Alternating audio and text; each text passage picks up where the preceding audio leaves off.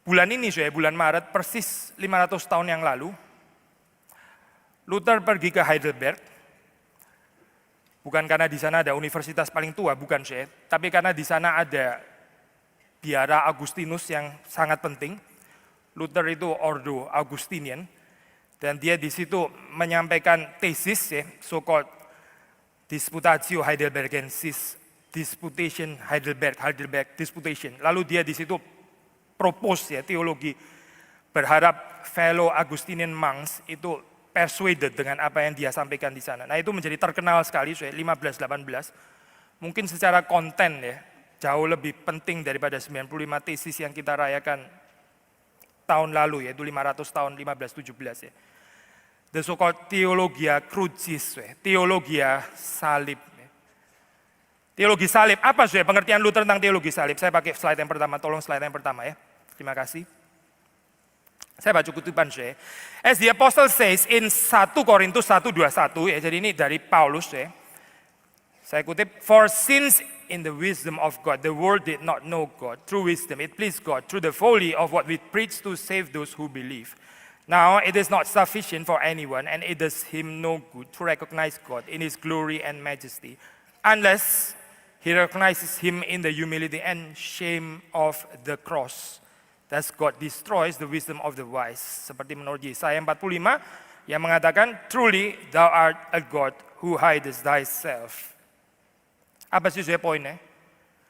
Banyak orang mau mengenal Tuhan itu dari perspektif kemuliaan, dari perspektif glory and majesty. Tapi celakanya, waktu membicarakan tentang kemuliaan, waktu membicarakan tentang majestas, itu yang dimaksud adalah worldly glory sebetulnya. Gambaran kemuliaan dunia ini, gambaran-gambaran yang tinggi, gambaran-gambaran yang elit dan sebagainya. Luther mengatakan itu bukan theology of the cross, itu theology of glory.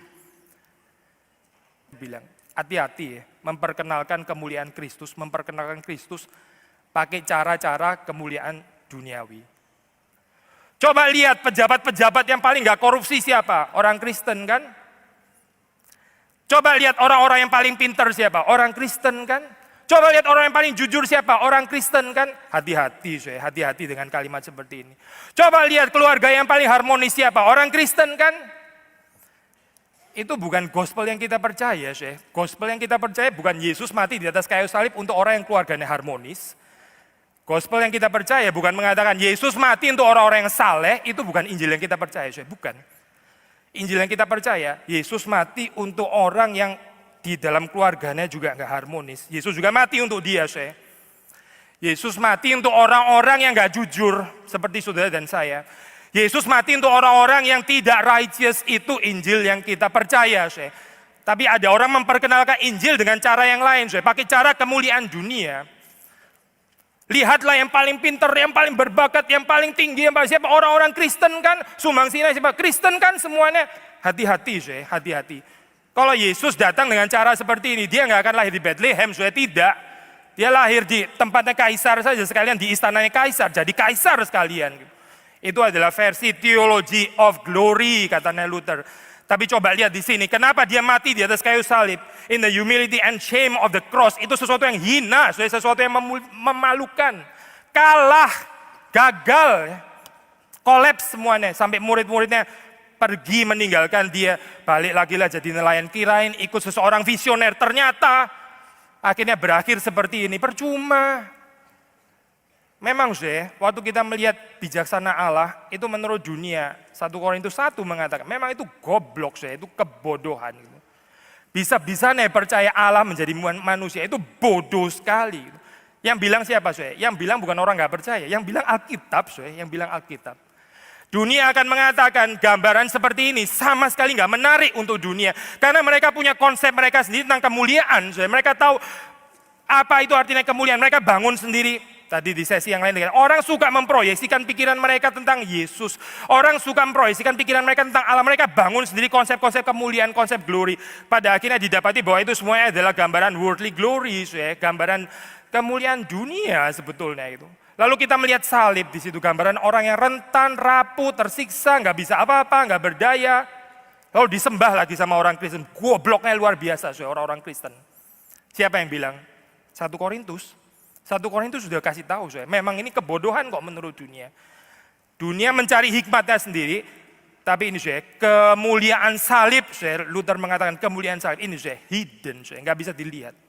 Nggak bisa dilihat, kecuali saya, orang itu dicelikkan oleh Roh Kudus, baru dia bisa melihat kemuliaan salib. Maka waktu kita membicarakan tentang kematian, kita nggak bisa bicara tanpa kehidupan. Waktu kita bicara kehidupan, kita nggak bisa bicara tanpa kematian. Cuma orang yang mati yang bangkit, karena yang nggak mati nggak bangkit. Dan inilah cerita kekristenan, yaitu bagaimana walk in the humility and shame of the cross. Gereja yang paling diberkati Tuhan itu gereja apa, Bukan gereja yang isinya orang-orang hebat, bukan gereja yang isinya orang-orang kaya. Saya tertarik, ada satu komentari mengatakan seperti ini. Coba cek gerejamu, isinya orang-orang seperti apa. Kalau kamu mendapati gerejamu isinya orang-orang yang di atas semua, orang-orang elit, then something is very wrong with your church. Saya kaget baca kalimat itu. Saya pikir apa yang salah dengan seperti ini? Apa yang salah kalau jemaat saya semuanya pinter-pinter? Apa yang salah kalau jemaat saya isinya semua orang-orang yang berhasil di dalam ekonomi dan sebagainya? Apa yang salah dengan ini? Komentari itu mengatakan salah. Coba baca Korintus. Paulus mengatakan di antara kamu tidak banyak yang terpandang. Bukan gak ada ya, tidak banyak.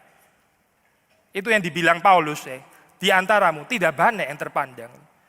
Tapi Tuhan justru memilih yang sederhana ya untuk mempermalukan orang-orang yang kuat di dalam dunia ini. That is theology of the cross.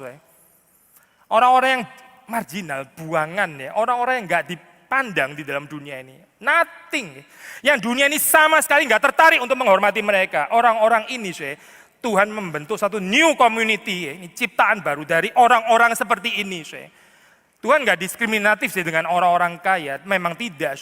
Paulus mengatakan ada, tapi tidak banyak. Alkitab mengatakan tidak banyak. Kalaupun ada, itu adalah orang-orang kaya yang seperti Sakeus, yang nggak bergantung kepada kekayaannya. Yang tahu kekayaan nggak bisa menolong dia sebetulnya. Balik lagi ke sini. Waktu kita bicara kematian Kristus, kita membicarakan tentang kemuliaan yang sesungguhnya, yang hidden, yang tersembunyi.